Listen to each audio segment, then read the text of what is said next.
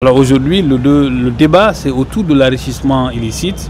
C'est qu'on part du principe que Dr Diané a des biens et que ses ressources ne lui permettaient pas, bien entendu, de justifier. Sauf qu'il ressort quand même de la décision, et je pense que toutes les parties sont d'accord, que les biens, il y a des biens qui lui ont été attribués, les 80% des biens qui se trouvent dans le jugement ne lui appartiennent pas. Les 80%.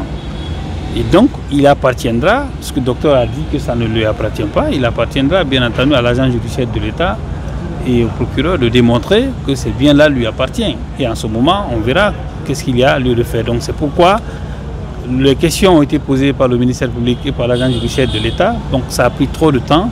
Nous avons estimé qu'il était absolument nécessaire pour nous de demander un renvoi afin que nous puissions nous retrouver avec notre client et préparer sa défense avant la prochaine audience. Voilà. Voulez-vous dire que le pas a été faussé au cours de l'instruction pour qu'on en arrive à lui attribuer des biens qui ne lui sont pas propres? Alors, je pense que les juges qui ont travaillé, qui ont rendu la décision de condamnation, n'ont pas fait leur travail comme il le fallait. En fait, quand l'agent judiciaire de l'État égrène des biens sur une liste, il dit par exemple qu'il y a des prête-noms, le minimum pour le juge c'était de vérifier effectivement est-ce que ces biens appartiennent au prévenu ou pas.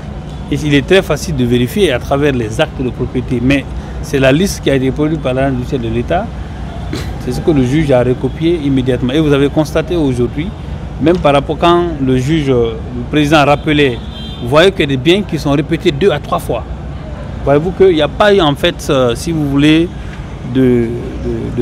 bon, je ne dirais pas de sérieux, mais il n'y a pas eu de concentration de la part des juges pour pouvoir vérifier exactement est-ce que les biens là appartenaient à Dr Diané ou pas. Et là, on le découvre que ces biens ne l'appartiennent pas. Est-ce que votre client n'a pas été handicapé par le fait qu'il ait refusé de parler en première instance? Attention, le fait de refuser de parler est un moyen de défense en droit. C'est permis, mais dans tous les cas, le juge a l'obligation d'impartialité. Le juge n'a pas le droit de prendre et ne même pas vérifier les informations que les autres parties lui donnent. Si on vous donne des listes de biens qui appartiennent au prévenu, même s'il ne parle pas, demandez au ministère public, vous avez envoyé tel bien. Comment il faut prouver que ces biens lui appartiennent. Mais quand vous imaginez que la décision, une décision de justice est un acte authentique, le juge quand même est dépositaire du sceau de l'État. Quand il pose sa signature sur un document, ça veut dire que ça a du sens. Mais imaginez qu'on vient en appel et qu'on découvre que les biens à 80% ne lui appartiennent pas. Ça veut dire qu'à la base, un travail, en tout cas sérieux, n'a pas été fait. Tout de même, selon les accusations, tant sur les comptes bancaires que sur les biens immobiliers, on retrouve le nom Mohamed Diané. Est-ce que vous pensez que ce n'est pas lui forcément? Non, attention, il faut faire la part des choses. Tous les documents, les biens sur lesquels il y a le nom de Diané, il ne l'a pas nié. Hein. Les comptes bancaires également, il ne les a pas niés. Ça, on est d'accord sur ça. Le problème n'est pas là. Le problème, c'est sur les biens sur lesquels il n'y a pas son nom et pour lesquels on demande des prête-noms.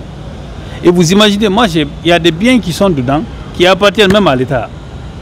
Il y a un bien, par exemple, d'une société et qui a conclu un contrat de construction, un bail de construction avec l'État. Ils oublient que ce même bien-là appartient déjà à l'État. Ça n'a rien à voir avec Dr Diané, un contrat de bail. Moi, j'ai produit aujourd'hui 2 titres fonciers dans ce sens-là. Et vous avez vu qu'il y a un avocat aussi qui est intervenu dans la procédure pour dire que non, vous avez saisi les biens de mon client alors que ça n'a rien à voir avec Dr Diané. Et je pense que cet exercice-là, on sera édifié, certainement suivant le débat et les décisions qui vont sortir, bien entendu, de cette procédure. Vous êtes d'accord si on confisque tous les biens qui sont dans le jugement qu'a rendu la chambre de jugement? J'ai pas compris. Si vous êtes d'accord que la Cour confisque tous les biens qui disent que ça appartient. Attention, c'est parce qu'on n'est pas d'accord que nous sommes là. Voilà, notre rôle, c'est d'abord de faire la part des choses, de dire les biens qui lui appartiennent sur la base des évidences. Après, notre client va justifier l'origine licite des biens qu'il reconnaît l'appartenir. Ce procès-là, c'est pour ça. Voilà, on reconnaît la confiscation, c'est parce qu'on n'est pas d'accord sur la décision d'abord de condamnation, à plus forte raison les confiscations qui en ont suivi. Merci beaucoup.